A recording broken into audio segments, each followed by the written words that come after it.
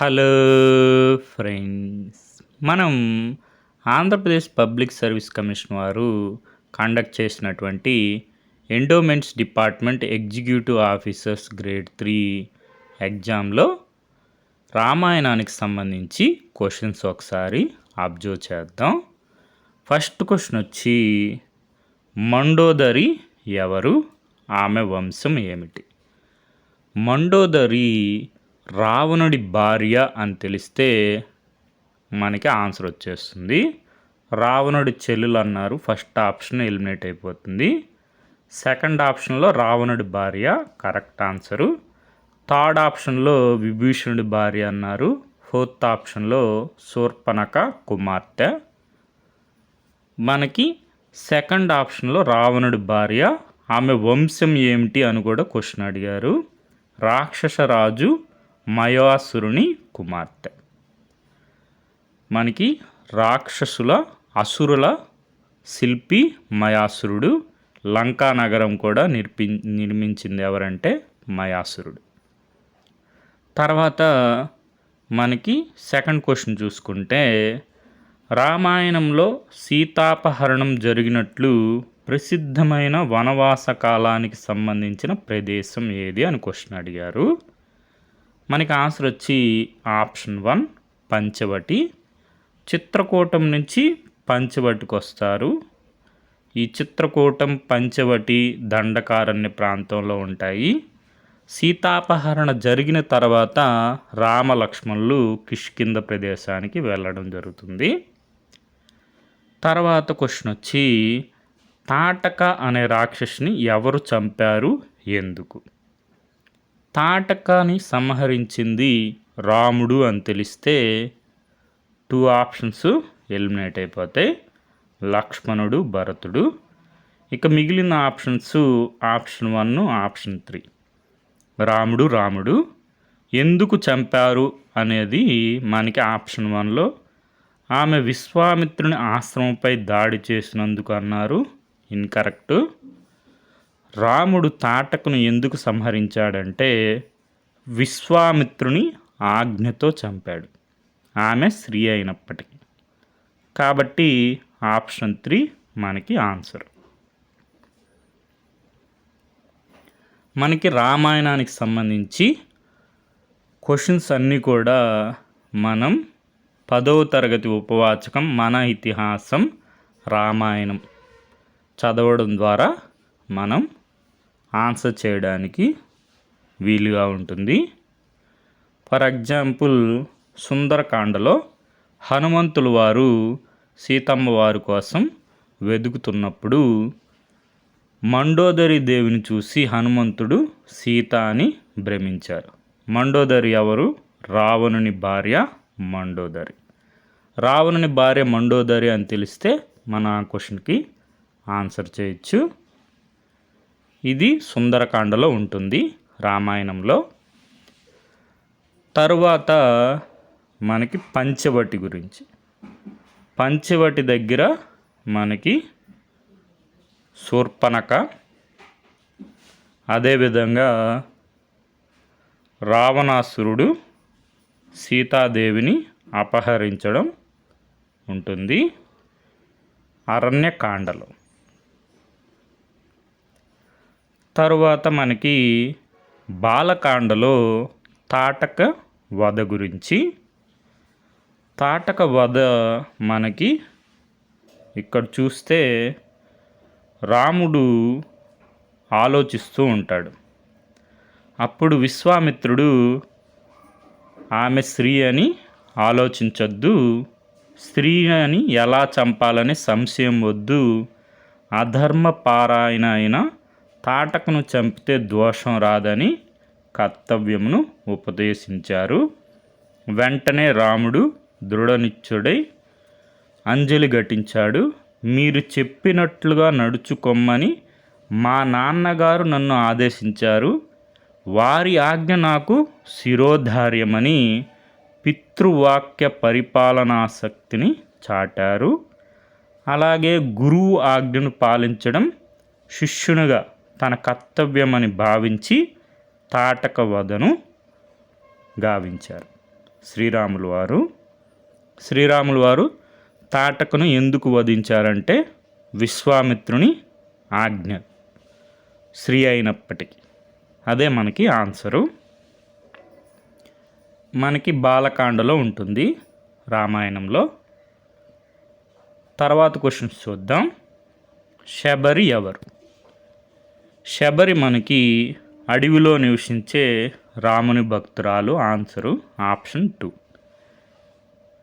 మనకి శ్రీమద్ వాల్మీకి రామాయణంలో రాముని భక్తురాలు శబరి అని ఉండదు. మనం రాముని భక్తురాలు శబరి అని అనుకొని ఆన్సర్ చేయాల్సిన అవసరం ఉంటుంది. అదేవిధంగా సంజీవుని ఔషధం కోసం హనుమంతుడు చేరుకున్న పర్వతం పేరు ఏమిటి? మనకి ఆన్సర్ వచ్చి ఆప్షన్ 4 ద్రోణగిరి.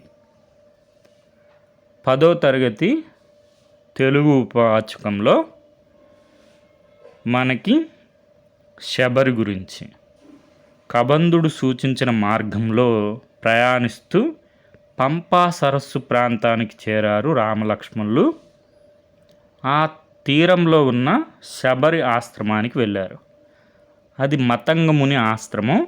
శబరి మతంగముని ఆశ్రమంలో ఉంటుంది. శబరి ఎవరంటే తపస్సిద్ధురాలు, జ్ఞాన వయోవృద్ధురాలు. శ్రీరామ దర్శనంతో ఆమె తనువు పులకించింది. పంపా తీరంలో దొరికే పండ్లను స్వామికి సమర్పించింది.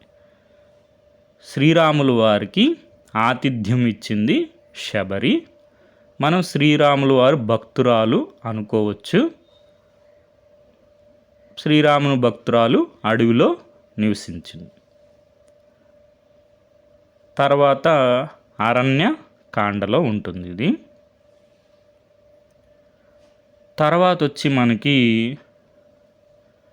ఓషధి పర్వతం గురించి తెలుగు ఉపవాచకం రామాయణంలో జాంబవంతులు వారు హనుమంతులు వారు జీవిస్తే వానర సైన్యం చచ్చినా బతికినట్లే, లేదా హనుమ మరణిస్తే అందరం బతికి ఉన్న చచ్చిన వాళ్ళతో సమానమే అని చెప్తారు. జాంబవంతుని ఆదేశంపై హిమాలయాలకు వెళ్ళి అక్కడ ఉన్న సర్వౌషధి మహాపర్వతాన్ని పెళ్ళగించి తీసుకువచ్చారు హనుమంతులు వారు. ఇక్కడ మనకి ద్రోణగిరి అని లేదు, యుద్ధకాండలో ఉంటుంది. మనం వేరే సోర్సెస్లో నుంచి కొంత ఇన్ఫర్మేషను గ్యాదర్ చేసుకోవాల్సిన అవసరం ఉంటుంది. మనకి ఇక్కడ చూసుకుంటే శ్రీమద్ వాల్మీకి రామాయణంలో యుద్ధకాండంలో సుశేషణులు వారు మనకి ఓషధుల గురించి చెప్పడం జరుగుతుంది. ఎవరికి? సుగ్రీవులు వారికి. సంజీవకరణి, విశల్యకరణి అనే 2 మూలికలను క్షీర సముద్రంలో అమృత మంథనం జరిగిన చోట ద్రోణాద్రి, చంద్రగిరి అనే 2 పర్వతాల మీద దేవతలు నాటారు. ఇప్పుడు మనకి సంజీవుని ఔషధం ఎక్కడుంది? ద్రోణాద్రి, ద్రోణగిరి.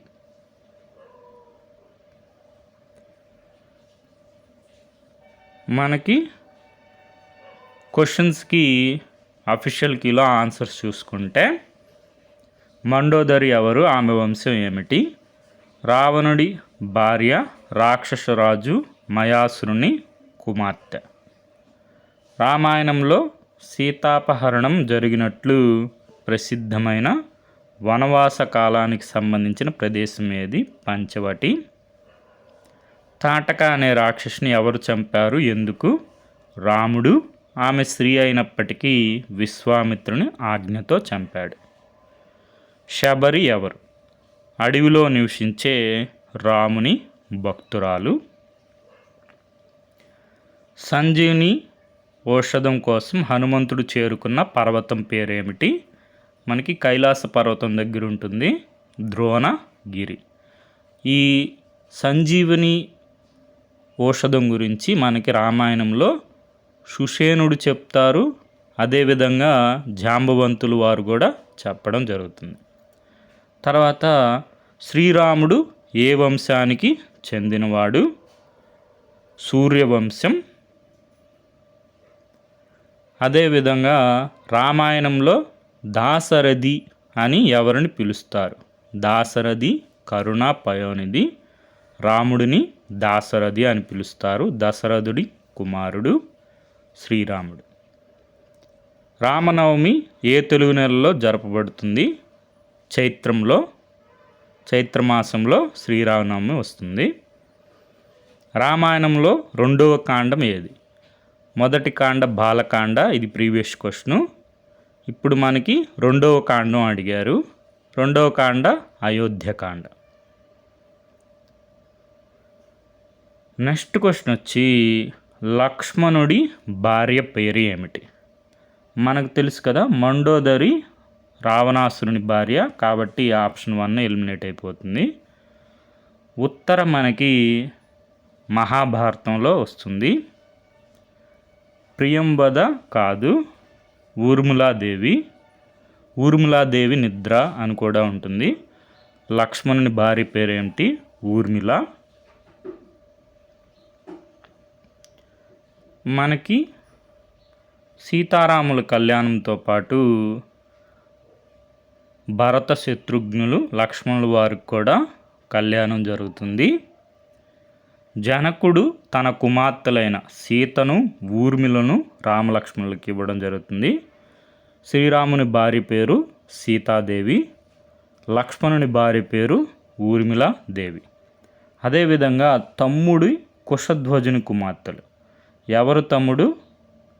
జనకుని తమ్ముడు కుశధ్వజుని కుమార్తెలైనటువంటి మాండవిని శృతకీర్తిని భరత శత్రుఘ్నులకిచ్చి వివాహం జరిపించడం జరుగుతుంది.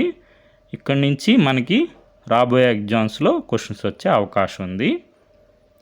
ఇండివిజువల్గా భరతుని భార్య పేరు మాండవి, శత్రుఘ్నుని భార్య పేరు శృతకీర్తి. మనకి బాలకాండలో ఉంటుంది రామాయణంలో. నెక్స్ట్ క్వశ్చన్ వచ్చి యుద్ధకాండ ప్రకారం రావణుని సంహరించడానికి రాముడు ఏ ఆయుధాన్ని ఉపయోగించాడు? మనకి ఆన్సర్ వచ్చి ఆప్షన్ 4 ఇంద్రాస్త్రం, ఐంద్రాస్త్రం అని కూడా ఉంటుంది. రామాయణంలో మనం చూసాం కదా, దాశరథి అని ఎవరిని పిలుస్తారు? రాముడిని. రామనవమి ఏ తెలుగు నెలలో జరపబడుతుంది? చైత్రమాసంలో. రామాయణంలో రెండవ కాండం ఏది? మనకి రెండవ కాండం వచ్చి అయోధ్యకాండ. బాలకాండ, అయోధ్యకాండ తర్వాత అరణ్యకాండ తర్వాత కిష్కింధకాండ తర్వాత సుందరకాండ తర్వాత యుద్ధకాండ. శ్రీమద్ వాల్మీకి రామాయణంలో ఇంకో కాండం కూడా ఉంటుంది, ఉత్తరకాండ అని చెప్పి, 7వ కాండం. మనకి బాలకాండలో అయోధ్య నగరం గురించి చెప్తూ సరయూ నది తీరంలో కోశల అనే సుప్రసిద్ధ దేశం ఉంది. అందులోదే అయోధ్య అనే మహానగరం. అయోధ్య అంటే యోధులకు జయించడానికి శక్యం కానిది. అయోధ్య నగరాన్ని ఎవరు నిర్మించారు? మనువు నిర్మించారు. కోశల దేశాన్ని దశరథ మహారాజు పరిపాలిస్తున్నాడు. అతను ఏ వంశం వాడు? సూర్యవంశం వాడు. కాబట్టి శ్రీరాములు వారు కూడా సూర్యవంశానికి చెందినవారు. తరువాత మనకి రావణాసుర సంహారం. ఇక్కడ మనకి మాతాలి ఎవరంటే ఇంద్రుడు పంపగా వచ్చిన మాతాలి దివ్య రథంతో సహా శ్రీరాముడి దగ్గరికి వస్తారు. తరువాత మనకి శ్రీరాములు వారికి ఆదిత్య హృదయంని ఉపదేశించింది ఎవరంటే అగస్త్య మహర్షి. తరువాత రామరావణ యుద్ధం ఈ దేనికి సమానం అంటే వాల్మీకి మహర్షి రామరావణ యుద్ధం రామరావణ యుద్ధానికే సమానం అన్నట్లు సాగుతుంది. అంటే ఇంకా దేనితో కూడా పోల్చలేమన్నమాట. బ్రహ్మాస్త్ర ప్రయోగం చేయవలసిందిగా మాతాలి శ్రీరాముడికి సూచించారు. శ్రీరాముడు బ్రహ్మాస్త్ర ప్రయోగంతో రావణాసురుని అంతమొందించారు. మనకి శ్రీరాములు వారు రావణాసురుని ఏ అస్త్రంతో సంహరించారు అంటే బ్రహ్మాస్త్రంతో సంహరించడం జరిగింది. మనకి ఏ కాండంలో ఉంటుంది? యుద్ధకాండలో ఉంటుంది రామాయణంలో. అదేవిధంగా మనం తాటక గురించి కొంత సమాచారం తెలుసుకుందాం. పూర్వము కేతుడనే యక్షుడు ఉండేవారు. ఈ విషయం మనకి ఎవరు చెప్తున్నారంటే విశ్వామిత్రులు వారు శ్రీరాములు వారికి చెప్తున్నారు. అతనికి సంతానం లేదు. సంతానం కోసం బ్రహ్మను గురించి ఘోరమైన తపస్సు చేస్తారు. ఎవరు? కేతుడు అనే యక్షుడు. బ్రహ్మ అతని తపస్సుకు మెచ్చి ప్రత్యక్షమై వరం కోరుకోమన్నాడు. అతడు సంతానం కావాలన్నాడు. బ్రహ్మ సుకేతుడికి కొడుకునివ్వకుండా 1000 ఏనుగులు బలం ఉండే కూతుర్ని ప్రసాదించాడు. ఆమె పేరే తాటక. తాటక ఎవరు? యక్షిని. రాక్షసిగా ఎలా మారిందంటే సుకేతుడు తన కుమార్తెను సుందునికిచ్చి వివాహం చేశారు. సుందుడు ఎవరు? తాటక యొక్క భర్త. వారికి మరీచుడు జన్మించాడు. ఆ తర్వాత అగస్త్యుడు సుందుని వధించాడు. అగస్త్యుడు తన భర్తను చంపాడని తాటకకు తెలిసింది. కొడుకును వెంటబెట్టుకొని అగస్త్యును చంపేందుకు సిద్ధమైంది. అగస్త్య మహర్షి ఆ తల్లి బిడ్డలనిద్దరిని రాక్షసులు కమ్మని శపించాడు. ఆనాటి నుంచి తాటక రాక్షసిగా మారింది అని చెప్పి శ్రీరాములు వారికి విశ్వామిత్రులు వారు చెప్పారు. ఇక్కడ మనకి విశ్వామిత్రులు వారు చెప్తున్నారు రాముడితో, రామ, శ్రీ అని దయ చూపవద్దు, ఈమెను వెంటనే సంహరించు, సాయంకాలం అవుతున్నది, చీకటి పడినట్లయితే రాక్షసులకు బలం అధికమవుతుంది అని చెప్పారు. అప్పుడు రామునికి ఎనలేని ఉత్సాహం కలిగింది. శబ్దవేదిని ప్రయోగించారు. శిలావర్షం నిలిచిపోయింది. తన మీదకు వస్తూ ఉన్న తాటకను చూచాడు రాముడు. సరసంధానం చేసి బాణం విడిచాడు. తాటక మరణించింది. విశ్వామిత్ర మహర్షి రాముని కౌగిలించుకున్నాడు, తల నిమిరాడు. మరుసటి రోజు ఉదయాన్నే, రామ, నాకు అనేక శస్త్రాస్త్రాలు తెలుసు, వాటిని నీకు ప్రసాదిస్తున్నాను అని బ్రహ్మాస్త్రం, నారాయణాస్త్రం మొదలైన వాటిని, ధర్మకాల విష్ణు చక్రాలను సంపూర్ణంగా ఉపదేశించారు విశ్వామిత్ర మహర్షి శ్రీరాములు వారికి. ఈ విధంగా మనం కొంత అడిషనల్ ఇన్ఫర్మేషన్ని వేరే సోర్సెస్ నుంచి నేర్చుకుంటే రామాయణం నుంచి వచ్చే క్వశ్చన్స్ అన్నీ మనం ఆన్సర్ చేయడానికి అవకాశం ఉంటుంది. మనకి ఫౌండేషన్ మాత్రం 10వ తరగతి తెలుగు ఉపవాచకం రామాయణం. మనకి సిలబస్ వచ్చి 12 టాపిక్స్ ఉంటాయి. ఈ 12 టాపిక్స్ని 12 చాప్టర్స్ అనుకుంటే ఇందులో 4 మనకి టాపిక్స్ని ఒక యూనిట్గా భావించి చదువుకుంటే సులభంగా ఉంటుంది. అందులో మొదటి యూనిట్లో రామాయణం, మహాభారతం, భాగవతం, హిందూ పురాణాస్. మనకి రామాయణంలో చూసుకుంటే రామాయణంలో మనకి బేసిక్ నాలెడ్జ్, మనకి రామాయణం మొత్తం రావాల్సిన అవసరం లేదు. రామాయణంలో బేసిక్ నాలెడ్జ్ మనం చూసాం కదా, లక్ష్మణుడి భార్య ఎవరు, మండోదరి ఎవరు, అట్లా పాత్రల గురించి డిఫరెంట్ క్యారెక్టర్స్ ఇన్ రామాయణం. అదేవిధంగా వేరియస్ పార్ట్స్ అంటే కాండాస్ ఆఫ్ రామాయణం మనం చూసాం కదా. రామాయణంలో 2వ కాండం ఏది? అయోధ్యకాండ.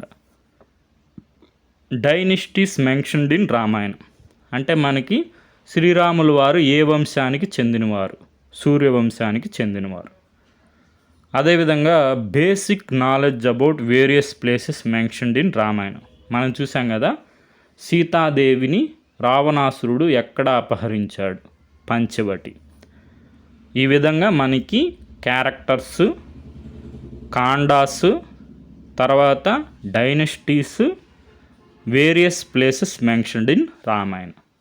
ఈ విధంగా మనం సిలబస్ అంతా చదువుకుంటే రాబోయే ఎగ్జామ్స్లో మనకి సులభంగా ఉంటుంది. Okay friends, thank you for watching.